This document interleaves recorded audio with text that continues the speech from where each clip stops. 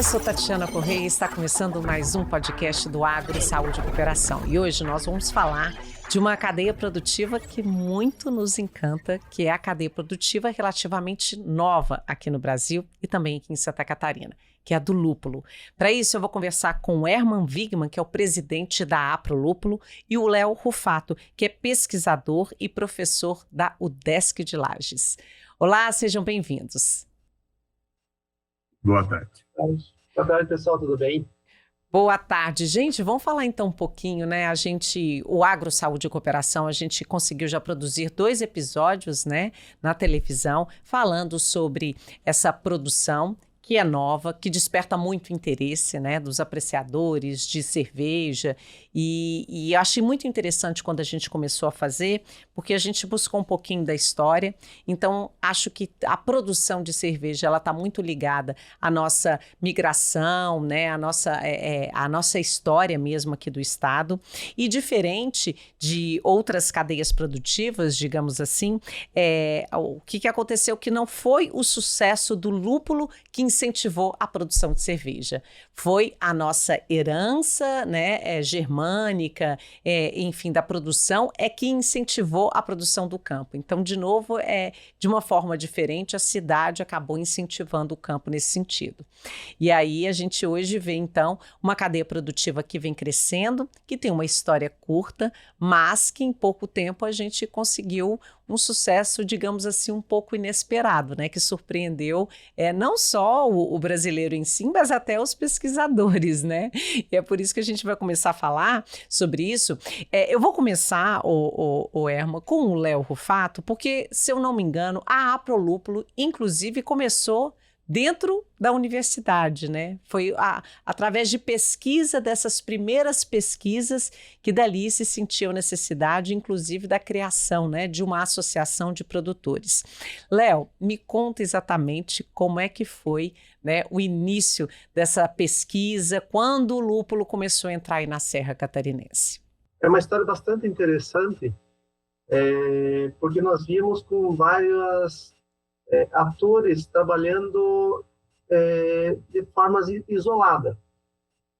Você verificava que tínhamos produtores lutando para conseguir plantar o lúpulo sem o devido conhecimento de como realmente fazer isso. Sabia-se um pouco da experiência trazida de fora do Brasil e começaram-se a criar contatos entre essas pessoas e começou um interesse mútuo de formar essa associação. Na época, eu tinha uma estudante, a Mariana, acho que todos conhecem a Mariana, ela estava fazendo um trabalho de doutorado dela com a cultura do lúpulo, junto com o Alex e outros produtores, começaram a organizar essa cadeia para pensar de criar uma associação para reivindicar, junto aos órgãos ministeriais, junto aos órgãos governamentais, espaço. Porque nós sempre falávamos da cerveja.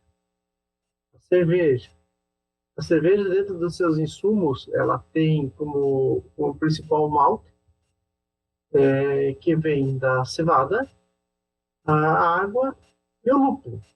Os principais insumos da cerveja. O malte ele é muito bem representado pelas associações de produtores de grãos ou das grandes cooperativas que produzem a cevada. Porém, o lúpulo, ele sempre falava do lúpulo importado. Lúpulo importado, nós tínhamos lúpulo importado. Quando falavam em produzir lúpulo no Brasil, o pessoal de fora falava, vocês são loucos. O Brasil não dá lúpulo. Não é possível produzir lúpulo no Brasil. E com essa união de pessoas um pouco visionárias, digamos assim, né, Herman? E teimosas, né? Teimosas, muito teimosas.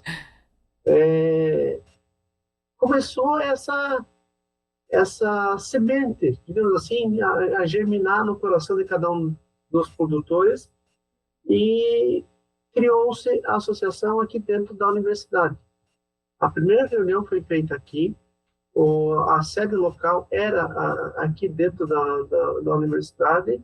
Aqui foi o fórum de discussão para a organização da associação dos produtores de lúpulo, que foi gestada, digamos, aqui dentro da universidade. É um fato histórico, porque isso daqui a alguns anos, a universidade vai ser lembrada por proporcionar isso, proporcionar essa união de diversos atores em um local de uso comum para tornar esse sonho em realidade, digamos assim. É muito bonita a história, né?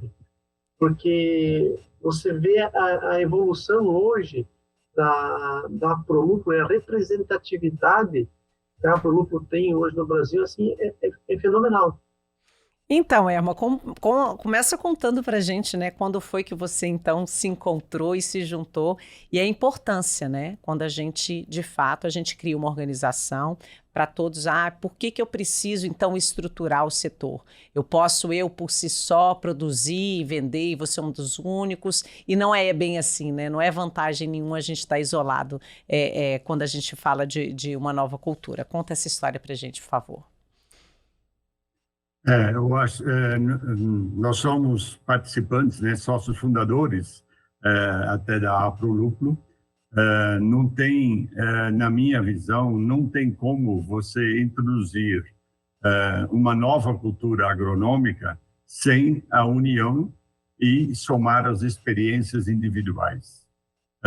Porque é um mercado extremamente amplo e aí não teria sentido cada um trabalhar por si. Primeiro, porque nós não tínhamos o conhecimento. O conhecimento não estava disponível, não estava disponível. E eu acho que até vou contar uma pequena história. Bom, nasceu a associação. Então, realmente, o papel da universidade, acho que do Léo, ele foi acho que o precursor dessa iniciativa, né? E ter nascido dentro de uma universidade. Então, eu acho que são poucas culturas agronômicas que foram introduzidas no Brasil que nasceu dentro de uma associação dentro de uma universidade. Então, realmente, essa é muita história. Mas, em seguida, depois que essa associação foi criada, o Ministério da Agricultura percebeu, viu que tinha todas essas plantas, produtores que começaram a produzir, convocaram uma reunião em Porto Alegre, eu acho que isso foi logo em seguida, e onde disseram que tem que legalizar, porque o lúpulo, na verdade, naquele momento, ele não era uma cultura registrada no Ministério da Agricultura, era uma cultura nova. E se você produzir sem ter um registro, não era possível. Então, a partir daquele momento, se tomou a iniciativa de fazer o primeiro projeto de pesquisa pelo Ministério da Agricultura e importar in vitro material genético da Europa, da Alemanha. Então, eu acho que esse foi um dos passos importantes na formalização e na estruturação da produção do lúpulo no Brasil. Isso foi em que ano, Erma? E que ano que foi isso? 2017 foi feito esse projeto e a primeira importação para o estudo veio em 2018. Inclusive, esse material está no banco genético da Universidade em Lages. A gente está falando de uma história, gente, de 5, 6 anos, né? Olha só como é que né? Ela é curta e como é que a gente já pode olhar para trás e falar, poxa, olha só o que a gente, né? O que a gente já fez. Por mais que as pessoas dizem, mas ainda tem muito pouco no Brasil, mas a gente está falando de uma história recente, né? É muito recente e, inclusive, na tentativa de comprar esse material genético do Banco de Genoplasma lá da Alemanha, o laboratório se recusou a vender a princípio, dizendo que, de fato, é impossível produzir lúpulo no Brasil. Esquece.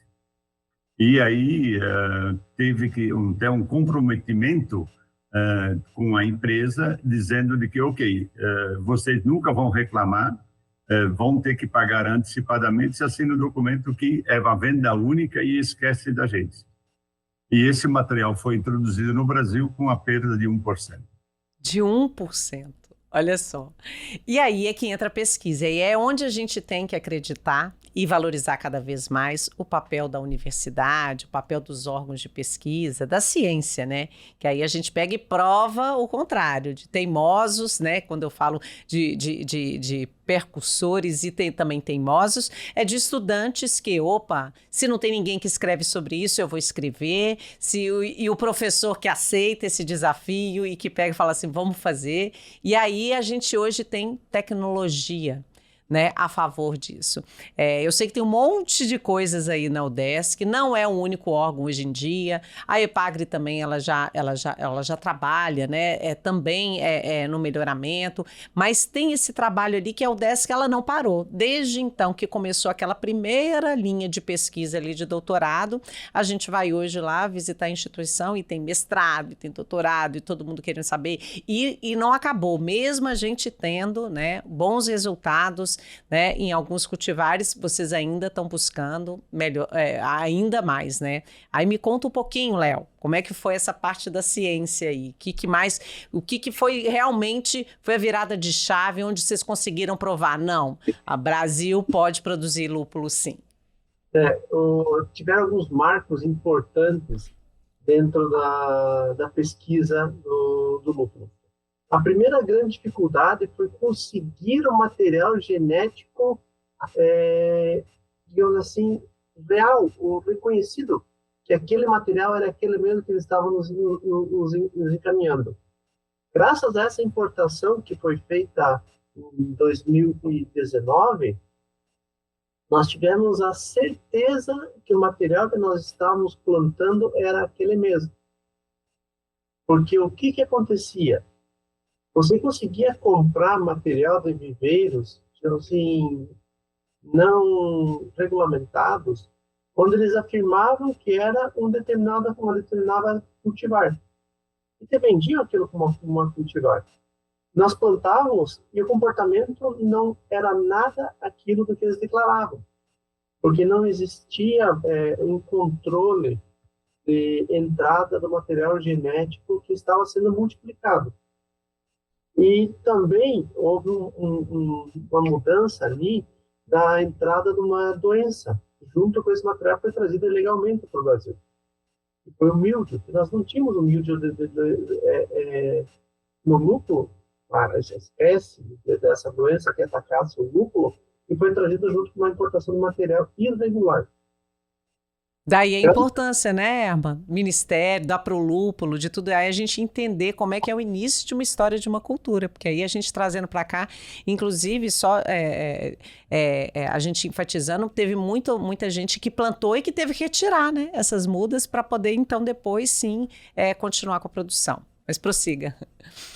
E aí, exatamente, houve um investimento por parte do setor produtivo bastante volumoso em implantar esses materiais que não tinham uma origem genética comprovada, e vários produtores tiveram que retirar os materiais e começaram outra vez. Alguns começaram, outros desistiram por Desistiram. Uhum. E outra mudança de chave bastante importante na pesquisa foi a adoção de iluminação artificial. Que é fantástico quando a gente vê, né, a plantação, aquelas luzes, a gente não entende por quê, e aí é a virada, quando tem produtor que fala, olha, a gente apostou, é mais um investimento, a gente não pode esquecer disso, que além de estar plantando a muda, de estar investindo naquilo dali, o cara tem que colocar o poste, ele tem que investir na iluminação, mas foi definitivamente a virada de chave, né? Porque isso garantiu você levar a cultura a latitudes muito menores do que existia registro de plantio no mundo.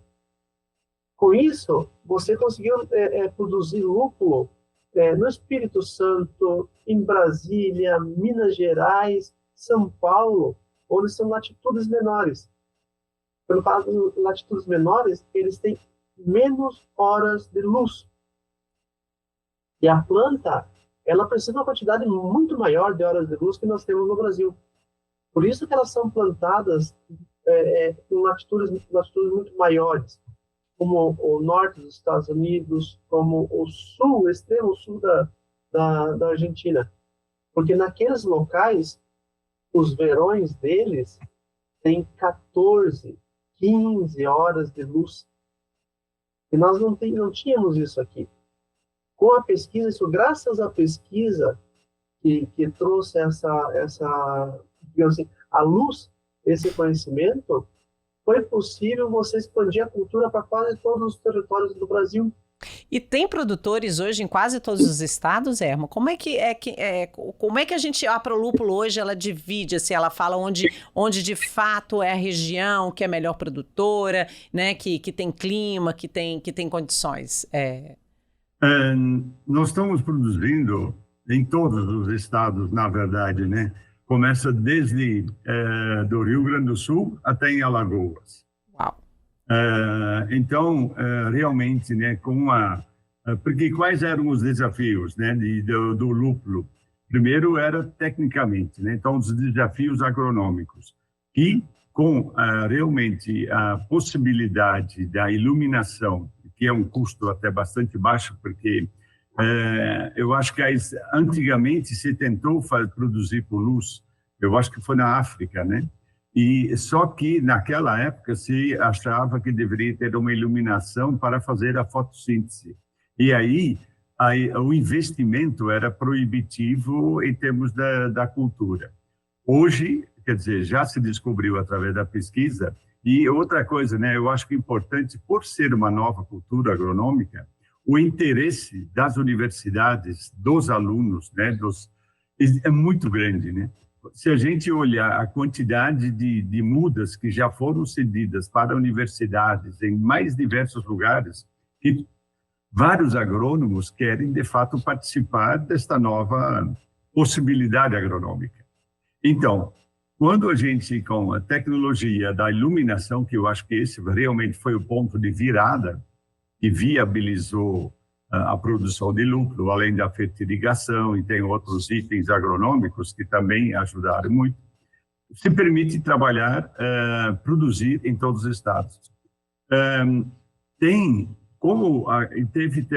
mais um fator muito interessante, o fato, no centro-oeste e nos outros, que a gente não tem o frio que tem no sul, por exemplo, de repente, se permitiu que se pode produzir duas safras e meia, ou, no extremo, 2,7, 2,8 safras por ano.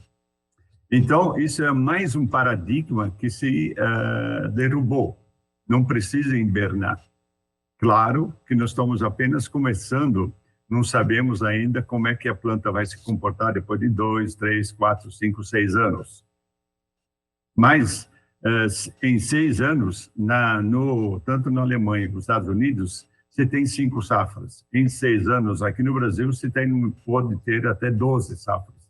Então, se aguentar 6 anos, ela já aguentou 12 anos, o mesmo do que lá fora. A última vez que eu estive, né, tive a oportunidade de ir até o UDESC, de ver um pouquinho dessas experiências, né, dessas pesquisas. A gente estava vendo as alunas olhando essa questão da produtividade, porque, de fato, é isso, né? A gente precisa ter o retorno financeiro, a gente precisa qual que se adapta melhor ao clima daqui. A gente está falando de produtores da Serra Catarinense, que tem esse frio. Agora o senhor está mencionando gente que não tem o frio, que pode ter outras safras. Então, assim, essa troca de informações também é muito importante. E aí a gente estava vendo algumas variedades que estavam dando mais certo, né, em relação a outra. Tem produtor que investiu em algumas 5 variedades para ver por si só ele mesmo, porque também tem o papel do produtor, né, do empreendedor nessa. Não, eu vou comprar variedades diferentes e ele mesmo vai sentindo ali o que está dando retorno para ele, não. Aí tinham algumas variedades que estavam com maior sucesso, mas vocês já estavam de olho em outras também, né, o professor? Hoje, as principais variedades Comet e Cascade. São as principais variedades. O pessoal planta ainda Zeus, Zaz, Chinook, Nugget. São as principais variedades que são encontradas em cultivo no Brasil.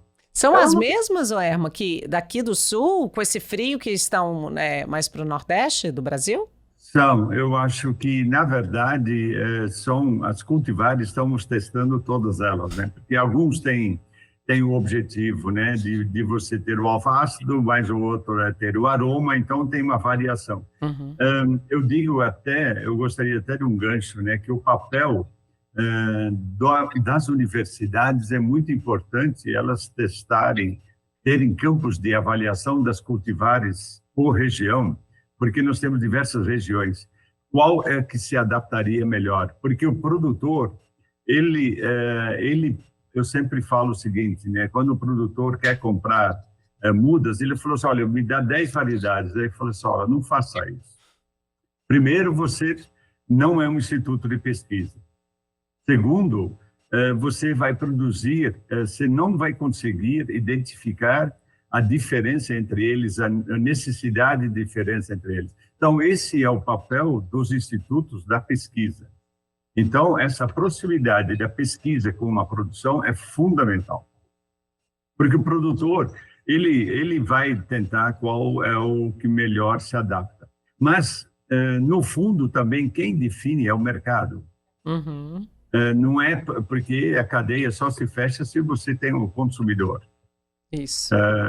Você pode achar interessante ver a planta crescer, mas depois você tem que vender. Tem que vender. Para fechar a equação econômica. E tem novidade vindo por aí? Ah, desculpa. Não, então, o que eu acho que a tendência que a gente está percebendo cada vez mais é de que os produtores peguem o que melhor se adaptou na região e trabalhem com uma ou duas, ou no máximo 3 cultivares. Porque ele pode ter foco, ele pode ter quantidade, ele pode oferecer lotes padrões, lotes com volumes que a cervejaria possa repetir a receita, né? Então, eu acho que esse é uma tendência, uma mudança no mercado. Tá, professor, vamos agora continuando, tá? E vocês estavam tentando pesquisar outras pelo fato de ver qual melhor se adapta ao clima, é isso? Isso, com a parceria com o Herman, uma universidade da Virgínia e a UFLA, da Universidade de Lavras, nós organizamos uma busca no repositório americano de cultivares de lúpulo.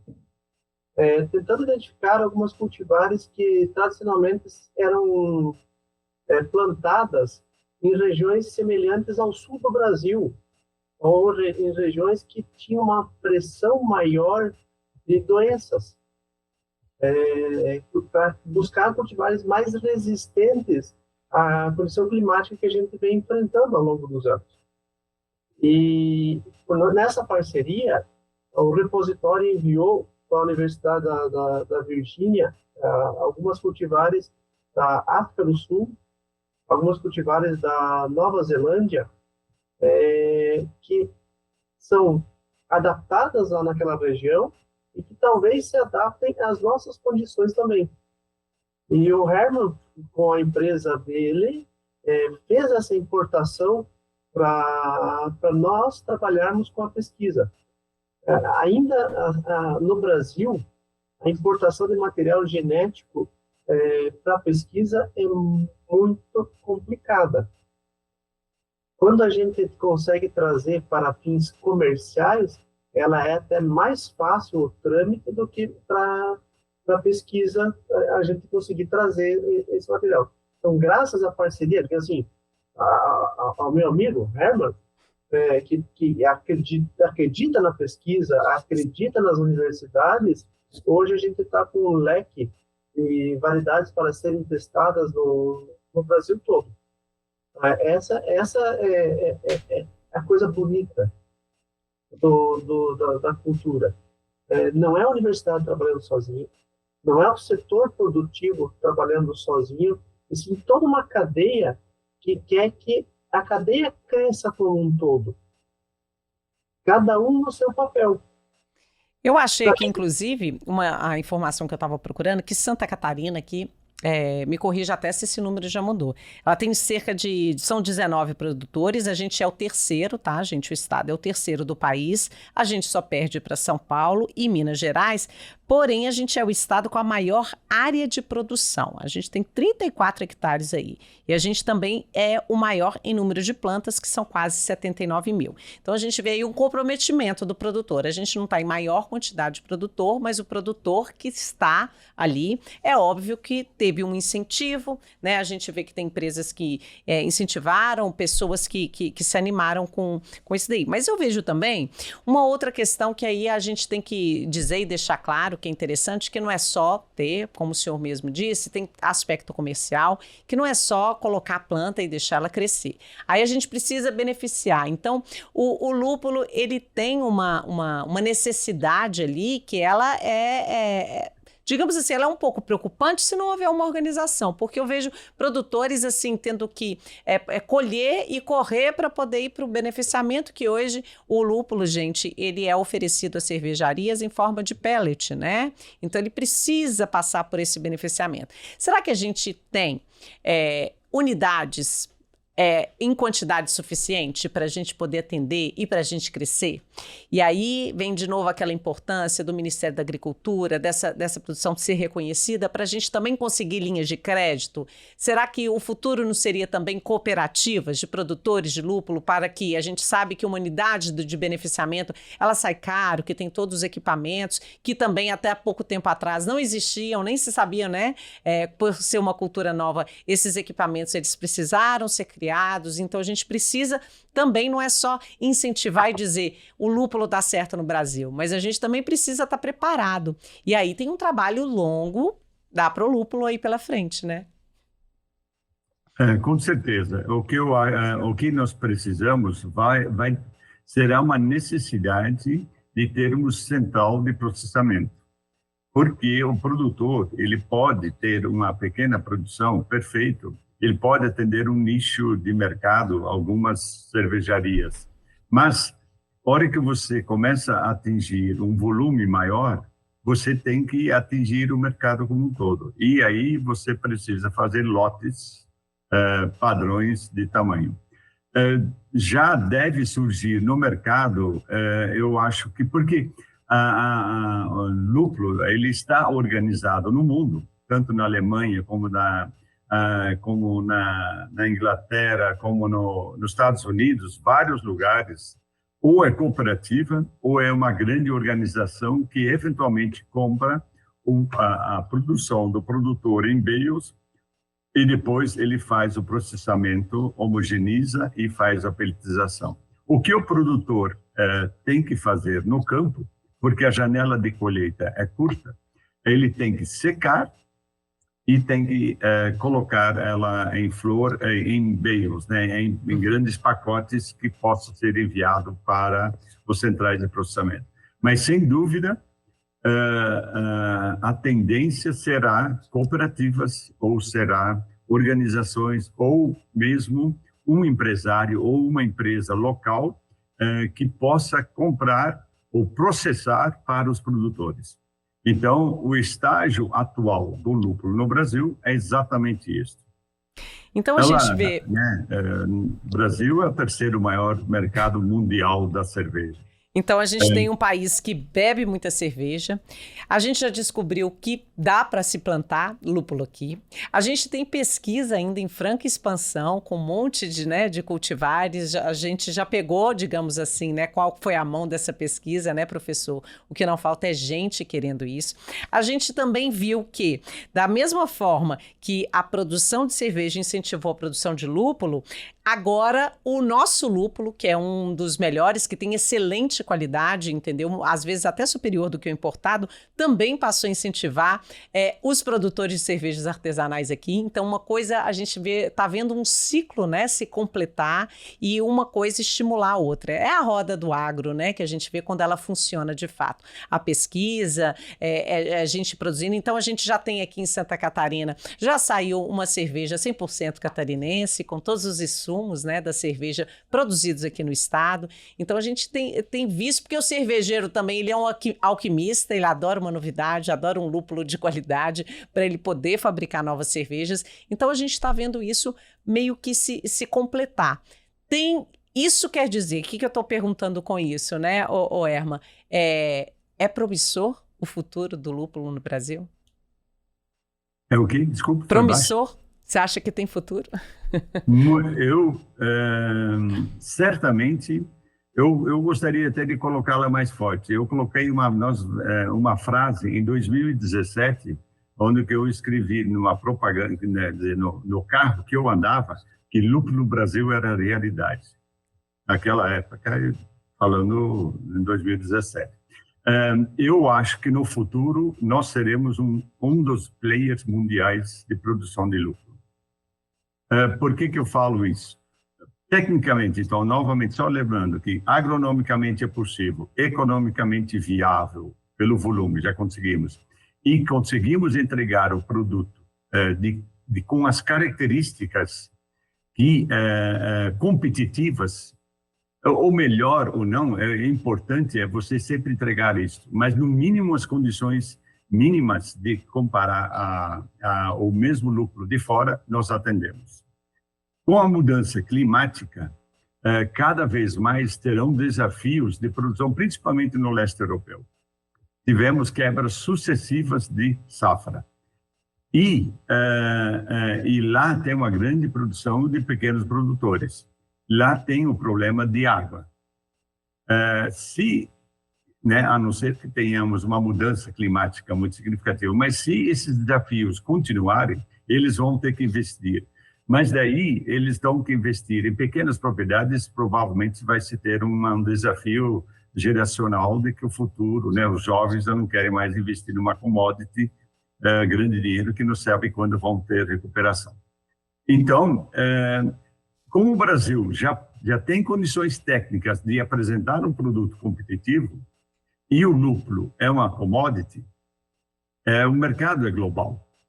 Então, certamente, é muito promissor. Concorda, professor? A tua parte está fazendo, né? Eu acho que é uma coisa bem interessante, Mari. Vem muitos produtores aqui na minha sala querendo plantar lúpulo. Aí, o que eu tenho que fazer para plantar lúpulo? A primeira coisa que eu faço para plantar lúpulo? Fala, olha, a primeira coisa que você tem que fazer para plantar lúpulo é vender ele. Tem que vender primeiro o lúpulo para depois plantar. Porque hoje a técnica do plantio, ela está mais avançada do que a organização de quem beneficia esse produto. Porque não adianta nada você plantar e no momento da colheita, que você está com a matéria-prima pronta para colher, não tem quem compra o teu produto. E eu acho que o próximo desafio nosso agora é isso que o Herman falou. Vai ter que ser trabalhado em grandes compradores, que vão comprar o produto dos demais, ou cooperativas, ou empresas, para que isso possa ser homogeneizado e oferecido como um lote homogêneo, único e com as características que sejam úteis para a indústria cervejeira. Esse é o caminho que foi trilhado em praticamente todas as culturas. Nós lembrarmos a cultura da maçã, foi exatamente nessa linha. Começou a plantar, produziam-se frutas, vendiam-se frutas de qualquer modo, de qualquer tipo de embalagens. Depois da produção acertada, passou a tecnologia de processamento, de embalagem e conservação do produto, com organizações e cooperativas ou grandes empresas que compravam dos pequenos. Existe no decorrer, no andar, vão ter pessoas que vão prosperar e tem pessoas que vão desistir desse processo. Porque nem tudo são flores. Existem dificuldades. E a resiliência no momento do plantio, no momento da comercialização, é muito importante. Porque você tem que ter uma boa produção no campo, você tem que ter um excelente processamento, porque o que define a qualidade do produto final é o processamento. Durante o processamento, você só consegue manter a característica do campo. Mas você mantém. Mas para piorar, é fácil. Eu espero, sinceramente, a gente poder ouvir esse bate-papo daqui a uns anos e a gente falar assim, olha, que bom que nos concretizou, que a gente, de fato, a gente conseguiu enxergar que essa organização da cadeia, que é o que faltava, e a gente conseguiu se organizar. E hoje, né, Herman, quem sabe daqui a uns anos a gente está vendo falar, nos tornamos um dos maiores, de fato, produtores do mundo de lúpulo, porque, enfim, é uma cultura realmente cativante, é uma planta linda, né? É lindo a gente poder entrar e ver essa plantação. Então, assim, eu espero realmente que a gente possa estar construindo e fazendo parte dessa história, né? Tanto a pesquisa, tanto a associação, os produtores, que esses que foram os teimosos, os precursores, possam estar colhendo, né, esse sucesso ali na frente. A gente tinha muita coisa ainda para falar do lúpulo, e isso só quer dizer que a gente pode continuar falando, né, em outros momentos, a gente poder retomar essa cultura que é tão especial e que cativa tanto e que gera tanto interesse das pessoas, até por essa paixão, né, pela cerveja que está introduzida na nossa herança aqui. Eu agradeço imensamente a participação. Aí, numa próxima oportunidade, a gente pode debater um pouquinho mais e trazer resultados, né? Eu acho que cada vez mais isso vai mudar, os quadros, a Prolúpulo mesmo, vai poder estar trazendo dados novos para a gente, e a gente espera poder estar aqui para poder repassar isso para os nossos ouvintes, né? Para a nossa audiência. Obrigada pela participação, viu, professor? Herman, obrigado pela participação. Foi um prazer. Muito obrigado pela oportunidade. Eu que agradeço. Até uma próxima, gente. Valeu. Um abraço. Tchau. Ficamos aqui com mais um podcast do Agro, Saúde e Cooperação. Até a próxima.